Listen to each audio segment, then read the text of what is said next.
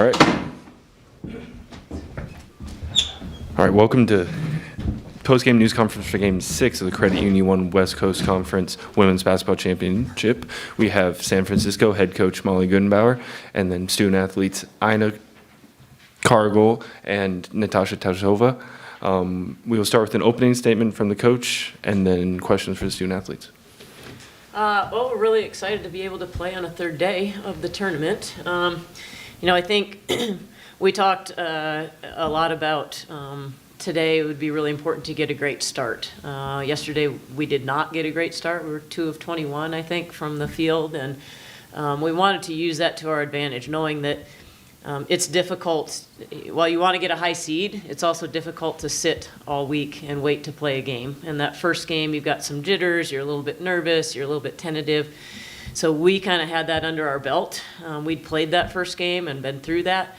We knew, or we hoped, that Pepperdine would, kind of come out and be a little bit like we were the first game. So we wanted to take advantage of that, come out and play and get a good start. And I thought we did. I thought we got a great start, and then I thought we were able to kind of sustain that for most of the game. Natasha, you guys have not been a great three-point shooting team this season. I guess that's an understatement. But you made 13 of them tonight, a season best, and you had 4 of them. Can you just talk about how much of an impact that makes when you guys are hitting from deep? I feel like it helps us because, it's more than 2 points, and it's it's like it's better energy when you make like a hard one, and we made like hard ones, so that was good, and it gives us energy. So I don't know why we made today the 13 ones, but yeah, we did. So. I know. Yesterday, you guys relied heavily on Candy, who had 25 points, and the rest of you didn't shoot real well. But today, the whole team played well. Just talk about what a difference that makes when there's such good balance. Yeah, I think we're a team that shared the ball a lot, and we try to play really like unselfish basketball. We're not the best team on one-on-one and just like relying on taking the first shot we got and then playing defense. So whenever the shots are falling in and we are able to, more than when people score at the same time, well, not at the same time, but like have an impact in the game, I think it's really important for us, and we're a really balanced team, so whenever we can do that, we play really good basketball. Any more questions for the student athletes? You guys, for either of you players, you guys have won twice in the tournament now, which USF hasn't done in 10 years, I think. How much confidence does that give you going forward? Yeah, obviously, we wanted to come here and win as many games as we possibly could. We're going to be tired tomorrow, but we think that this win gave us a really good energy for tomorrow, and we just want more. We just want to keep winning. We just don't want our season to come to an end. So as much as we can, we're just going to keep competing in our best way and just like keep winning games. So we're really excited for tomorrow and to play Santa Clara. Just want to get that win. Any more questions? Yeah, I agree with that. Oh, sorry. Thanks. Good job, you guys. Any more questions? Yeah. Thank you. Thank you. Questions for the coach? Molly, can you just talk about the balance that you guys got today? I think 9 different players scored in the first half. You had 5 in double digits, 2 more with 8 or more. It's pretty good today. Yeah, no, I wish I had an answer for why. I mean, that's just been, been how we've been all year long. We're a young team, and we're a new team. We have 11 new players, and I think 5 freshmen and a sophomore, and we ask them to do a lot every game. We start 3 freshmen and a sophomore, and we ask them to carry a heavy load. And there's just sometimes when they can do that brilliantly, and then sometimes when it's hard and sometimes it's too much. So consistency has been something that's been an issue for us all year. But when we play well, I mean, this is probably one of the best games we played. And if I had a formula and could tell you why, I'd bottle it and we'd try to do it every game. But I think they were highly motivated. I think they felt like, they have something to prove. Even though it's their first experience here, they wanted to be, be able to beat Pepperdine. They wanted to be able to come back, and we only played them one time during the year. They finished ahead of us in the conference. We wanted to come out and show just ourselves that we could be competitive at this level. And kind of what Ina said, I think they really enjoy playing with one another. They get along well on and off the court, and they have fun when they're playing basketball. I think they want to extend their season as long as they can. How surprised were you by the 3-point success today? Well, I'll take it. I'm not going to give it back. I don't know when it'll happen again. But, you never know with these guys. You just never know. That's why, it was so important. We did make those 3-pointers, but we also had 29 points off their turnovers. So, we continue to emphasize the defensive end of the floor and being able to get our hands on balls and create some offense with our defense, because we can never really count on our half-court offense. And you just talk about what you have to do well tomorrow against the Broncos. Yeah, now tomorrow fatigue comes into play, right? You're playing 3 games in 3 days, and they're fresh. They beat us twice. They have a very high-powered offense. They've got really good shooters out on the floor. They play up tempo. I'm sure they're going to try to push the pace on us. But again, I think at this point we've come in and we've won 2 games, and I think they're in a good mental space. They're happy. They're having fun. I think they're going to go out and play hard. And if we run out of gas, we run out of gas. But these guys have been a pleasure to coach all year. They've helped me be a better coach and grow, and I think we've helped them as a staff develop and grow too. So we'll just see what happens tomorrow. Hey, Coach. Once again, congrats on the win. Thanks. Can you talk about Nevaeh's impact and her fluctuating minutes, not just today, but the duration of the season, and how she's kind of adapted given the differentiation in minutes this season? Yeah, it's really good questions. Right? Thank you. So that was one of the first things we talked about in the locker room. Nevaeh came in here as a junior, and I think probably had a different expectation for what her role was going to be. And through all of that, she's one of our hardest workers. She shows up every day with a great attitude. She's a really good teammate. And she kept herself ready, and that's all you can do when you're not playing and you want to be playing because everybody wants to play, but there's only a limited number of minutes. She kept herself ready, and then when the opportunity presented itself today, she was able to step in and really help our team win. We don't win if she doesn't make her shots like she did. If she doesn't defend like she did, and she had to do that for extended minutes, because it's the second day and because Tosh fouled out. She stepped up big. She was a really big factor of why we won, and she's just such a high character person and a great teammate, and I'm really happy she had that success today. One of those 2 threes was off of one arm. Does she always shoot with one arm? Yes, she does.